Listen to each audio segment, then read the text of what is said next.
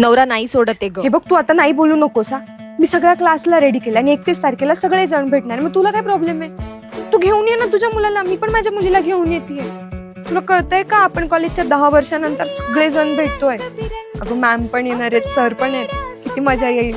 10 वर्षानंतर आपल्याला सगळ्या आठवणी पुन्हा एकदा ताज्या करायला मिळणार. तो म्हणतोय लग्नानंतर कशाला पाहिजे मैत्री. त्याला तेवढी तर स्पेस देताच आली पाहिजे ना. सगळे येणार आहेत. प्लीज तू रिक्वेस्ट कर करून बघ ना यार. प्लीज प्लीज प्लीज रिक्वेस्ट कर. तुला माहिती आहे का कॉलेजच्या सगळ्या आठवणी ताज्या होतील.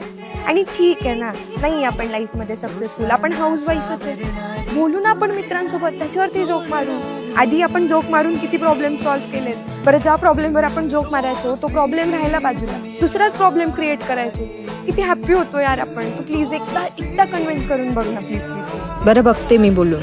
चल मी ठेवते आता. मला ना एकदा सगळ्यांसोबत बोलून ग्रुप क्रिएट करायचा आहे आपला. आणि हो, मी व्हॉट्सअपचा ग्रुप क्रिएट करते. तुझ्या हस्बंडला पण त्यात ऍड करते. त्याला काय डाऊट असतील तर त्याला सांग, तिथेच क्लिअर कर. शेट यार, तू पण ना, तू बोलून घे ना त्यांच्यासोबत. नाही तर मला नंबर दे, मी बोलते जिजूंसोबत. अरे नको नको, मीच बोलते त्याच्यासोबत. अरे यार, सगळ्यांना सांगितलं, सरांना पण सांगितलं. सगळे प्लॅन झाले. सगळे यायला पाहिजे यार. कुणीच माती नाही खाल्ली पाहिजे.